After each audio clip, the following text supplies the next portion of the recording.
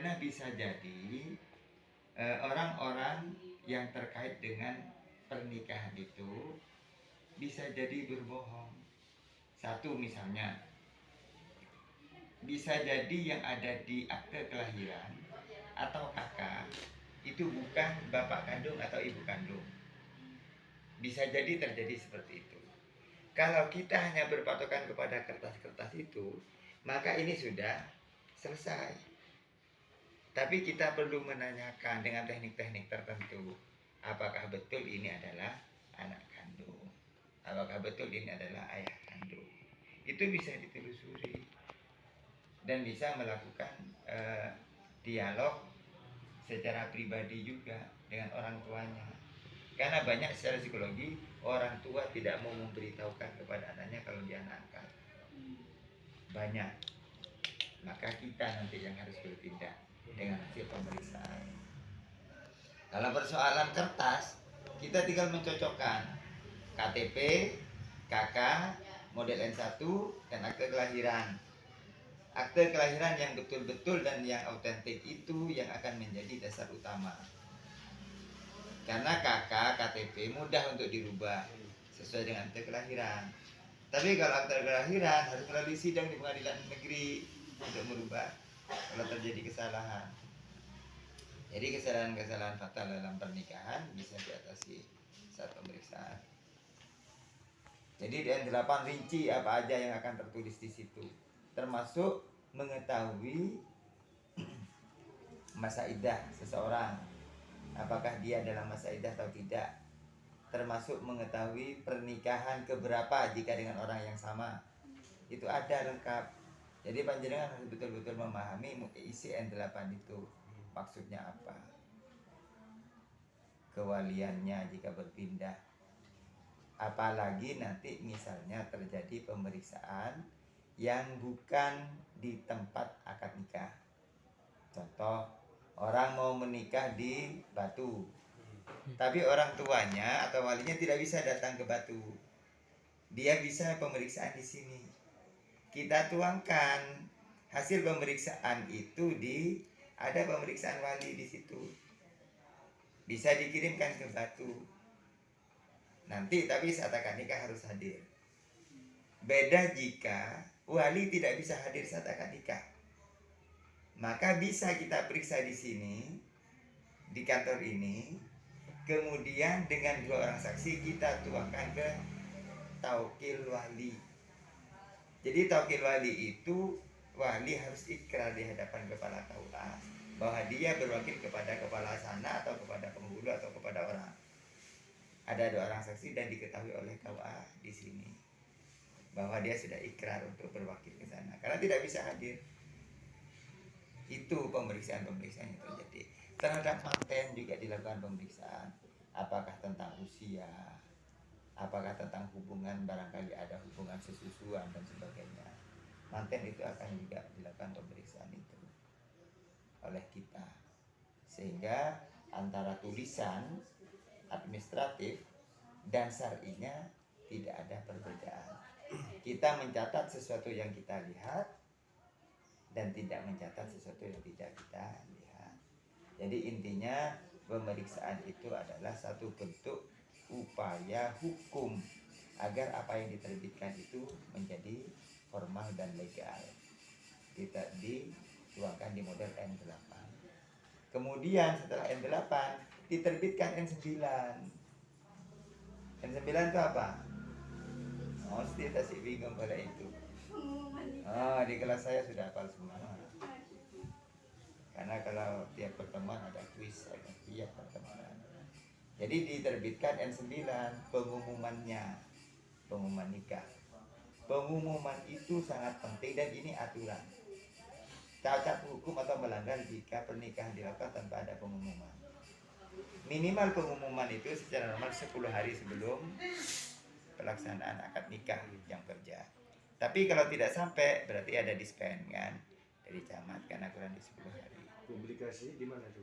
Publikasi bisa di online YouTube, bisa di Facebook dan sebagainya. Jadi kalau Al-Quddin punya YouTube, channel YouTube. Langsung di Simkah. langsung disimpan. Jadi semua foto manten itu, itu dia bekerja, Pak Haji Faruk itu di belakang memasukkan foto-fotonya manten juga Di SIM card langsung dimasuk. disimpan. Kan sekarang kan Pak, maraknya kan misalnya yang marak itu sekarang kan Instagram, Facebook. Itu kan lebih, menurut saya kan kebanyakan Punya sih. penggunanya itu kan. Facebook punya, Terus- kayaknya saya kurang tahu karena saya baru 2 hari di sini. Kan SIM card kan banyak yang belum mengetahui, rakyat-rakyat yang awam gitu kan. Jadi kan mau buka web itu saja mereka nggak tahu gitu kan. Kecuali kalau di kawasan Gedung Gandang waktu itu semua manten harus sudah membuka SIM-kah jika mau menikah karena wajib daftar online. Kalau sudah daftar online berarti sudah tahu. Urgensinya pengumuman perkawinan itu supaya orang yang supaya mengetahui kan bahwasanya orang itu sudah ada yang nikah, sudah nikah atau belum begitu kan. Sebenarnya macam-macam. Kenapa harus ada pengumuman? Di samping memang aturan, akta otentik yang dikeluarkan, kayak akta tanah dan sebagainya, harus melalui pengumuman, termasuk pernikahan harus melalui pengumuman. Maka urgensinya adalah memberikan informasi sebenarnya kepada halayak, barangkali ada yang mau protes dengan pernikahan itu, gitu kan. Tapi 99% belum pernah ada yang protes dengan pernikahan, karena pernikahan sudah melalui pemeriksaan. Jika pemeriksaan menemui kendala, maka ada N7 untuk melakukan penolakan. Jadi aman-aman saja sih. Kecuali yang tidak aman adalah nama-nama, terus hubungan-hubungan wali itu tadi, itu saja. Makanya titik tekannya ada di sana. Tidak terlalu terlalu banyak lah wadah, hampir tidak ada sih yang penipuan dan sebagainya. Misalnya ternyata ini sudah punya istri misalnya, itu belum pernah sih saya. Dulu sih pernah, dulu sekali. Publikasinya di mana kalau yang dulu Pak? Apanya? Di depan sini di pengumuman. Ini mau dirombak, mau saya ubah, mau tak agak kedepankan biar lebih indah, karena harus indah untuk membuat orang tertarik melihat. Di semua KA pasti ada di depannya. Boleh di kelurahan sebenarnya, jika kelurahan itu memiliki media itu. Tapi rata-rata di sini nggak ada. Itu sudah dianggap jadul gitu loh. Sudah dianggap jadul. Sudah pindah ke media sosial. Media sosial. Ya, sudah pindah ke media sosial. Ini ada pertanyaan. Selanjutnya kan ada N10 ya Pak ya, tentang rekomendasi nikah. Nah itu untuk rekomendasi nikahnya sendiri itu dari KUA sendiri yang merekomendasikan atau bagaimana Pak? Bisa dari KUA sendiri yang merekomendasikan, tapi itu semua kan aturan. Kenapa harus ada rekomendasi? Tahu enggak? Wah, ini harusnya pelajaran kedua kemarin. Ini sudah pertemuan beberapa ini. Rekomendasi itu apabila pernikahan tidak dilakukan di tempat atau di domisili. Yang sampean orang sini tapi menikahnya di Batu. Jadi sampean harus membawa rekomendasi dari sini ke Batu. Jadi tiap kecamatan itu harus ada rekomendasi. Kecamatan A mau menikah di kecamatan B, dia harus ada rekomendasi dari kecamatan A. Mbaknya dari Gondang-Legi mau menikah di Turen, mbaknya harus ada rekomendasi dari Gondang-Legi ke Turen. Rekomendasi itu menyangkut soal domisili doang atau ada hal yang lain? Apanya? Soal rekomendasi. Iya, tempat, menyangkut tempat aja. Kalau tidak menyangkut tempat tidak. Misalnya orang sini semua, orang Kelojan semua mau menikah kok ke Gondang-Legi. Jadi 2 orang ini nanti dia kan daftar ke sini. Kita nggak mau. Kenapa? Karena di sana bukan lokasi hukum kita. Gondang-Legi itu. Yang kedua, kalau saya ke sana, berapa pelayanan yang saya korbankan di sini. Jadi saya pindahkan dia ke Gondang-Legi. Jadi saya rekom mereka ke Gondang-Legi. Kalau enggak ya nikah di wilayah sini, wilayah Kelojen. Sebelum pemeriksaan pun ditanya dulu domisilinya di mana. Apanya? Sebelum pemeriksaan itu ditanya dulu domisilinya di mana. Iya, bahkan waktu daftar sudah kita cek apakah sudah lengkap pada dasar administratif itu. Kalau kembali di N1 tentang pengantar dari kepala desa itu mungkin isinya itu apa aja Pak? Mungkin yang harus Ya itu disiapkan. isinya sesuai dengan itu. Hmm, Itu diminta dari akte kelahiran kakak dan kakak. berarti hanya itu saja, langsung data-datanya langsung dibawa ke KUA gitu Pak? Apanya? Data-data seperti apa Iya. langsung gitu. Iya. Jadi selanjutnya mengikuti prosesnya sampai nanti ada pengumuman pernikahan dan akad nikah begitu Pak? Oh enggak, ketika orang daftar kan sudah memilih jadwalnya masing-masing, Iya. sudah memilih waktunya, tinggal kita ngasih undangan kapan dia pemeriksaan. Kemarin kan saya nyoba daftar SIMK kan Pak ya. Hmm. Nah itu kan saya bisa milih. Kemarin saya milih di tanggal berapa itu, Oktober tanggal 22 tahun 2022. Nah itu jadwal tersedia. Berarti pada waktu itu di jadwal begitu Pak. Waktu maksudnya itu dalam sehari. Ya itu sudah ada, di situ sudah ada jam yang sama sesuai jumlah penghulu. Oh. Misalnya di sini jumlah penghulunya 2, jadi jam yang sama itu ada 2. Kalau sudah 3 dia akan ketolak. Jadwal tidak tersedia karena sudah penuh gitu petugasnya. Maksudnya begitu. Jadi sudah otomatis dia itu diatur jadwal begitu. Bagi orang-orang yang daftar online. Di sini tapi masih belum biasa mendaftar online. Satu mungkin karena juga tidak terlalu banyak konten di sini. Saya tidak tahu dulunya, nanti saya terbitkan ini. Terkait pemeriksaan pernikahan untuk di bawah umur, apakah pernah mengalami hal tersebut? Semua kan kalau pemeriksaan mau di bawah umur boleh Itu di atas umur. bagaimana? Kalau sudah di bawah umur kan sudah ketolak dulu. Tapi misalnya kan ini udah terjadi insiden sebelumnya gitu kan, Apa itu? dan harus dinikahkan. Nggak ada harus itu. Misalnya Bahasa ada harus dinikahkan tuh nggak ada. jebol duluan gitu misalnya. Iya, nggak ada harus Tidak dinikahkan harus tuh nggak ada. Bahasa harus dinikahkan tuh nggak ada. Jadi bahasanya dia bisa menikah karena sesuai dengan peraturan. Itu aja. Harus dinikahkan kenapa? Kok harus kenapa? Kan nggak ada. Harus karena sesuai dengan aturan, sudah nggak apa-apa. Tidak ada. Ini sudah metang urusanmu, bukan urusan kita gitu Berarti kan. itu tetap nggak dicatatkan malam pernikahan yang terjadi. Apanya? Misalnya kan meteng gitu kan. Nah terus pihak keluarga ini kan ada penyelesaian sengketa secara kultural gitu kan, nggak dibawa ke ranah, tapi maunya di bukan lewat litigasi maksudnya. Hah? Bukan lewat litigasi, bukan lewat pengadilan gitu kan. Terus? Nah, cara lewat jalur kekeluargaan misalnya. dua belah pihak Ya urusan dia, kalau kekeluargaan urusan dia, berarti dia cari repot sendiri. berarti itu Satu saat tetap pasti- dinikahkan. Nggak tahu saya kalau gitu. Kan nggak mungkin di sini kalau yang gitu. Jadi kita tolak yang gitu-gitu, sudah kita kasih penolakan pasti. Kurang umur itu kita lakukan penolakan. Terserah dia mau upaya hukum ke pengadilan atau tidak. Itu adalah terserah masyarakat. Kalau upaya hukum ke pengadilan untuk mendapatkan dispen, jika dapat dispen ya kita terima. Boleh mencatatkan kalau dispen. Iyalah, sudah lengkap aturannya. Kalau enggak mau matang 7 kali ya tetap nggak bisa.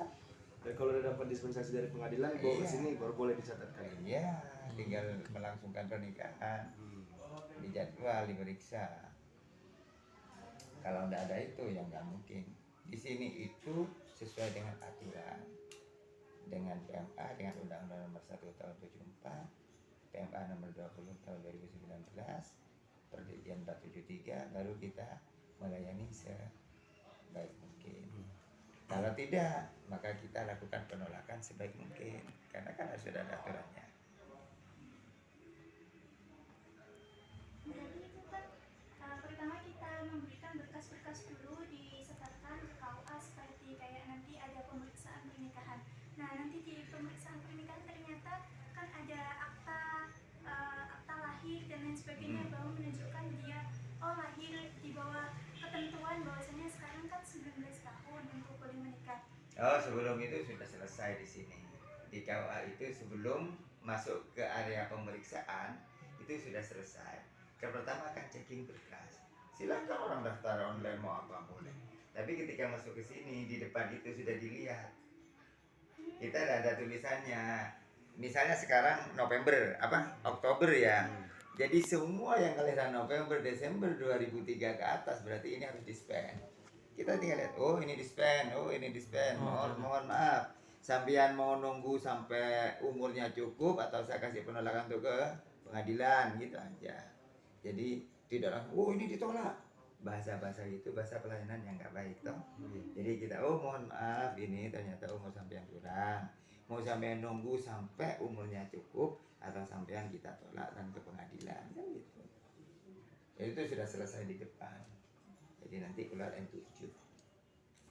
Berarti nanti setelah N7 nanti masuk lagi pemberkasan lagi untuk setelah diperiksa dan sudah memenuhi syarat langsung ada pengumuman gitu kan Pak? Ya pemeriksaan.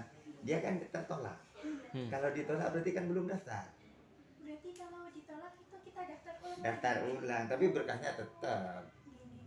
Jadi setelah setelah lengkap baru bisa didaftarkan lagi.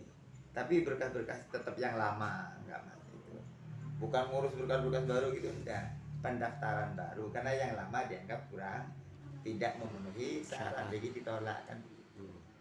Saya kira tadi setelah kan ada kurang dari umurnya tadi dispensasi nikah ya kita tinggal memberikan surat dispensasi nikah begitu. Jadi pengadilan toh kita kan harus melakukan penolakan. Kan setelah ditolak tadi kan Kalau ditolak artinya apa? maksudnya Apa artinya kalau ditolak? ya nggak boleh. Nggak diterima kan? Iya. Nah, sudah. Berarti kan nggak diterima. Pendaftarannya kan nggak diterima, Iya. ditolak. Iya. Nah, ya sudah. Berarti kita ngulang lagi tadi. Namanya juga ditolak. Saya kira Ya tinggal daftar ini aja. Berkasnya tetap. Tinggal daftar. Kalau sudah ditolak, jadi di SIMKAH itu ada diterima atau tidak. Kalau ditolak kan sudah hilang. Sudah nggak ada di situ. Kalau kita terima ya masuk dia. Jadi di SIMKAH itu nanti sampai daftar di mana? di SIM-KD.id soalnya kan umur saya Enggak, di mana KUA-nya? di KUA Modo. Oh, nggak tahu saya mau bobol nggak bisa. Jadi kalau daftar di situ nanti di sini kita penghulu ini ada diterima Oh, atau enggak atau ditolak. nggak ada keterangannya. Oh ya sampean nggak bisa bukan sampean yang menerima atau menolak, sampean cuma mendaftar aja. Jadi masyarakat hanya bisa mendaftar, tidak bisa menerima atau nanti di daftar sendiri terima sendiri ditolak sendiri apa itu namanya. Jadi kita nanti ada pendaftaran itu kan kita tahu. Yang belum diverifikasi nanti kita lihat cocok diterima atau tidak. Kalau tidak, kalau kita tolak kan sudah hilang. Ya daftar lagi dong. Kalau sudah lengkap baru daftar lagi. Yang approve itu kita. Kalau misalnya coba-coba daftar di SIMKAH, Ya nggak apa-apa. apa mempengaruhi di administrasi? Enggak juga. Selama tidak ada orang yang datang kemudian menyerahkan untuk di approve. Kita nggak approve itu kalau sudah ada berkas-berkas datang. Oke. Pak, saya sudah daftar online, ini berkas-berkasnya. Ya, oh iya oke terima. Pemeriksaan secara online ada nggak? Ada. Pemeriksaan nikah misalnya yang nikah di luar negeri nih.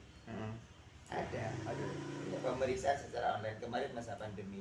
Memang ada aturannya pemeriksaan secara Pakai online. Zoom gitu. Ya pakai telekonferensi. Yes. Dibolehkan kemarin saat pandemi. Sekarang harus menghadap lagi karena sudah selesai. Pernikahan secara online nggak ada. Kekurangannya apa itu pemeriksaan secara online? Kita kan tidak tahu persis kan. Tapi dokumennya kan sudah ada di Katanya dokumennya kan sudah ada di administrasi. boleh dokumen ada di administrasi, tapi orang yang bersangkutan tidak bisa kita berbicara.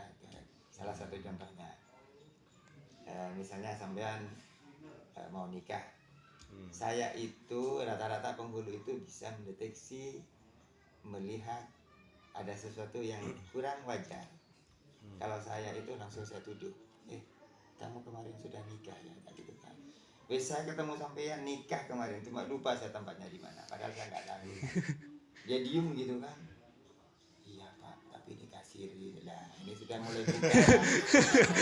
Jadi main psikologi itu penghulu itu juga harus tahu, termasuk wali yang bohong ini. Saya pernah ada orang memberi informasi kepada saya bahwa Pak, itu bukan bapaknya. Bapaknya ada tukang beca, tapi tidak dikasih tahu, bahkan tidak direkam kalau anaknya menikah. Saya tahu begitu, saya panggil, betul ini Pak anak kandung, betul Pak ini anak saya, gitu. Wis, anunya dipanggil sampean saksinya, tetangganya atau apanya. Langsung gini, sampean berdua akan menjadi saksi. Sampean tahu siapa ini? Dia tahu, kenal betul. Waktu nikah sampean tahu, dengan ibunya tahu. Sampean akan menjadi saksi di hadapan Allah kalau sampean bohong bahwa ini anak kandung.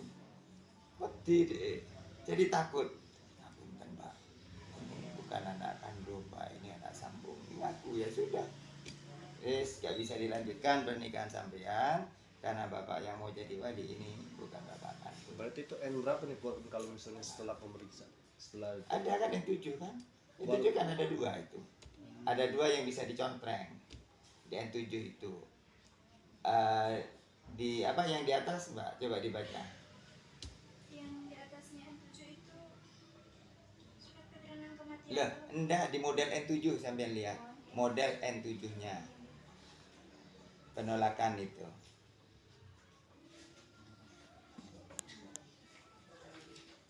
Pilihan ada 2 di situ. Tidak memenuhi syarat sama apa itu?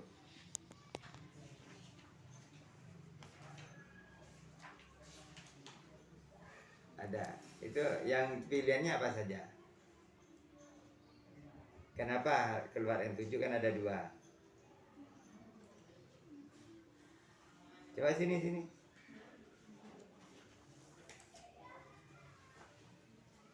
N7. Jadi biar sampean tahu. Ini loh. Ini kan gini.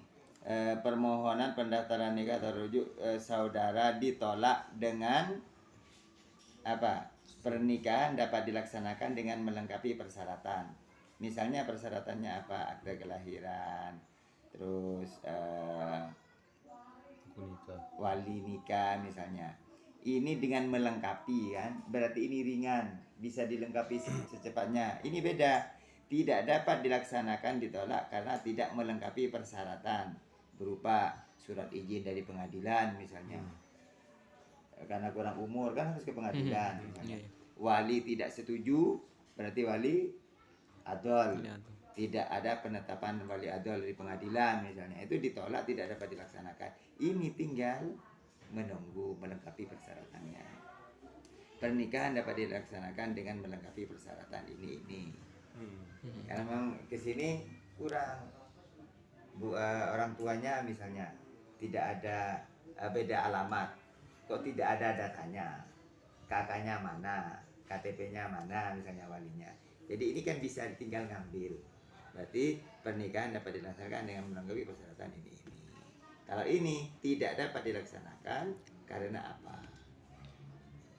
Jadi ini senjatanya KUA legal, dia bisa menolak pernikahan seseorang. Kalau peran penghulu ketika akad berlangsung ternyata ditemukan syarat yang kurang itu bagaimana?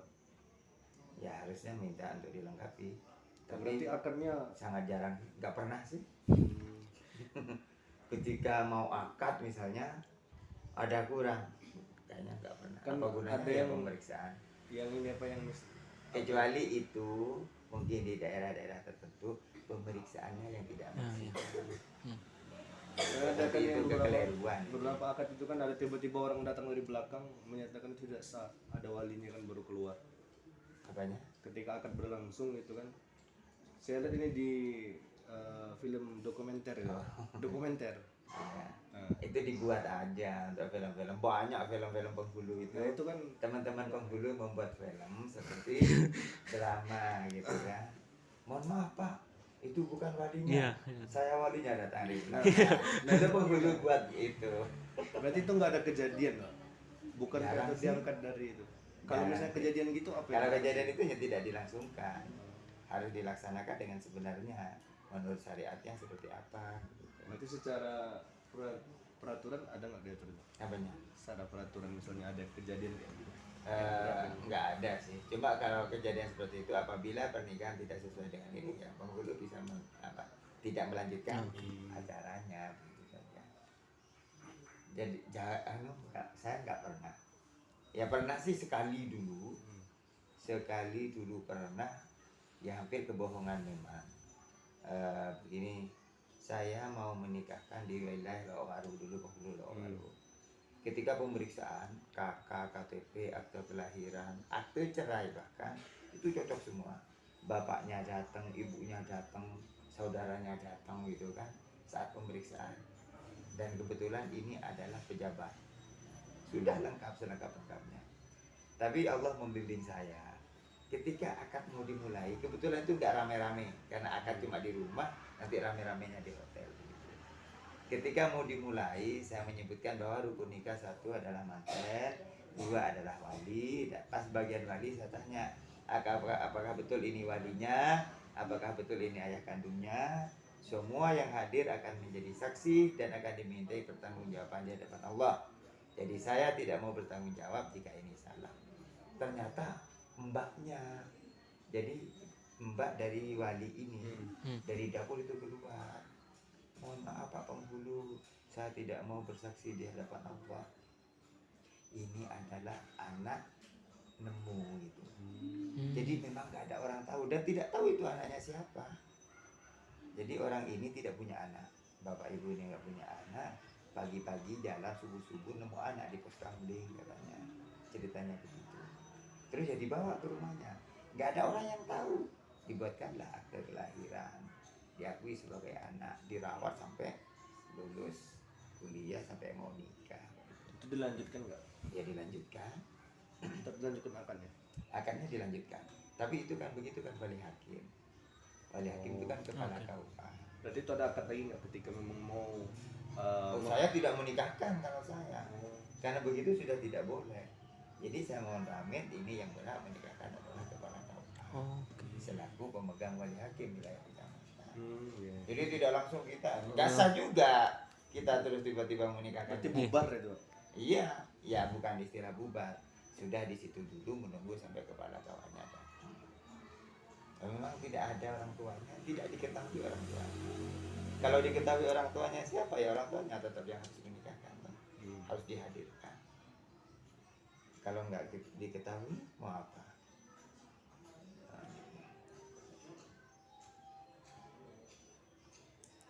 Udah. Sudah. Ya mungkin itu aja Pak, dari Iya. maupun tuh mengganggu waktunya gitu Pak.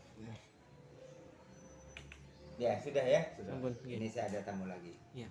Terima kasih Jadi, banyak, Pak. ya sama-sama, mudah-mudahan sukses. Amin. Dikuasai itu PMA 20 sama Perdijen 473 itu. Iya. Ya nanti siapa tahu panjenengan nanti yang laki-laki mau tes penghulu dan sebagainya pasti itu yang juga yang keluar. Oke. Oke, sudah gitu Terima aja. kasih banyak. Terima kasih. Terima kasih banyak. Sukses ya. Oke.